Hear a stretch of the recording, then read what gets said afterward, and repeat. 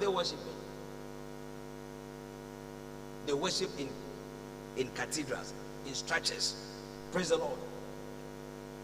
Have you ever asked yourself, which people built that cathedral? I'm preaching. Yeah. Today, those people, they are dead and gone. But the structure is still there. And people are still worshiping in it. Amen. Yeah. You even did your wedding over there before you became born again. Praise the Lord. So today God has given you and I an opportunity. Building a house for God is a privilege that God gives to only selected few.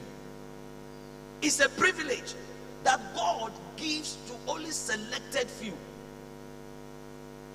Only selected few gets that privilege to build a house for God, or to be part of a project that God's name is on it.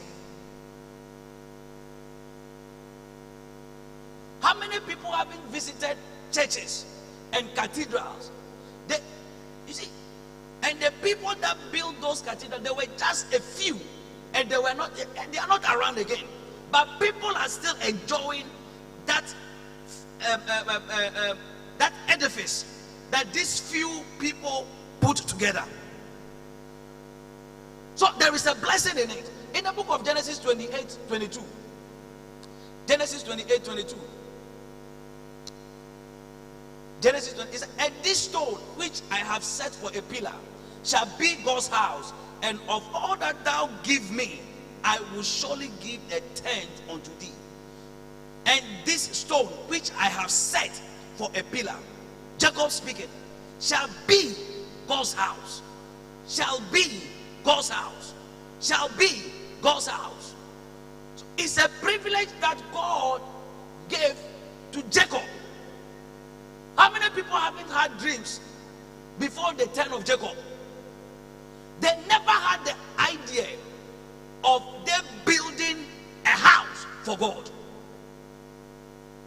How many people haven't gotten privileges, haven't gotten the opportunity, but the idea of building a house for God was not part of their plans? I'm preaching a message.